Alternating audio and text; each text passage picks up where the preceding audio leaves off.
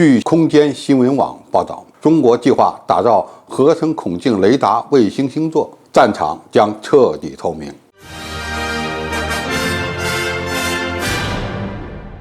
观众朋友，大家好，我是付先少。有报道说呢，大型国有企业中国电子科技集团第38研究所将与民营卫星制造商天仪研究院合作，建造一个名为天仙的 X 波段的合成孔径雷达星座。该星座将由96颗小型卫星组成，这些卫星呢将发射到不同的轨道上。2020年2月，中国长城工业总公司签署了第一批卫星发射合同，用于发射第2颗长征8号卫星。据天仪研究院称，计划于2022年第3季度实施进一步的发射。据科技日报报道，天仙卫星将具有4种成像功能，机载处理功能呢将允许快速图像解释和信息传输。天仪研究院已经开发出了第1代的卫星平台，这款 C 波段的卫星，它的发射重量大概在185公斤左右，能够以1米的空间分辨率和100公里的宽度进行成像，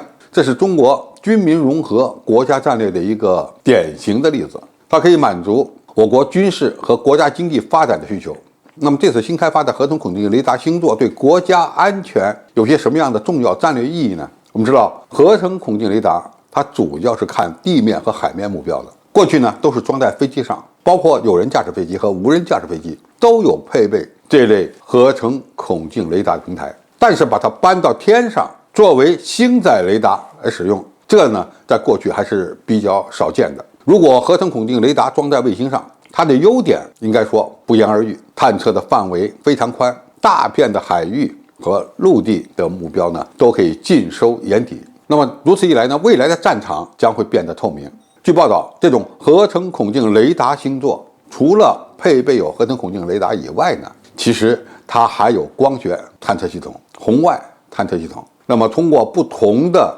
传感器来收集未来的战场情报，可以说手段多样，能力超强，无论是什么样的天气状况，它都能够对相应的战场实施有效的监控。一般而言呢，光学的探测系统它的探测精度比较高，分辨率呢也要更好，但是碰到了云雾天气以后呢，它的地面和海面的目标的探测就要大打折扣了，有时候不要说看不清，甚至呢看不见。那么在这样的情况下呢，采用合成孔径雷达就可以用电磁波穿透云雾，看清地面和海面的各种各样的目标。这样的雷达在天井上运转，应该说没有太多的办法来对付它，因为你必须采用多种对抗手段才有可能让它致盲，比如说光学的干扰系统、红外的干扰系统以及雷达的干扰系统。但是大气层里各处呢都充满着电磁波，你怎么知道在你的头顶上有一颗带有合成孔径雷达的卫星正在监视着你？你即使发现了这么个情况，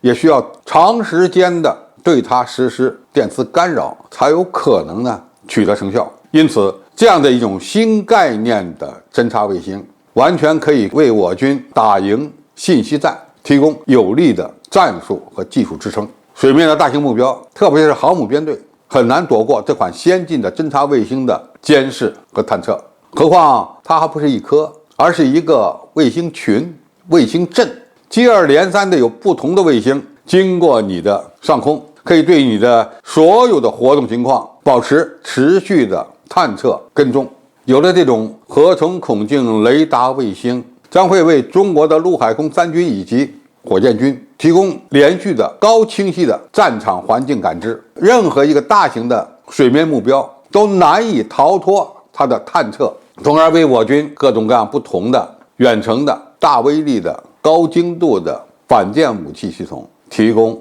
相应的引导和目标指示。而且呢，仗打完了，它还能对敌方的战场损失以及我们的攻击效果呢进行相应的评估。如果打得不够准，没有将敌方彻底摧毁，我们还可以根据它所提供的情报信息实施第2轮甚至是第3轮的精确打击。当然，合成孔径雷达卫星除了能够为我军提供战场情报信息以外呢，它在国民经济建设方面呢也大有用武之地。无论是对厦门海区的各种平台的运动情况，以及天气海情的情况呢，实施连续的跟踪监视，为我们国民经济建设的发展也提供相应的保障。这种军民两用的卫星一旦研发成功，发射上天，将提升未来战场的单向透明度，有助于改善和增强我们的综合作战能力。好，今天介绍就到这里，我们下期再见。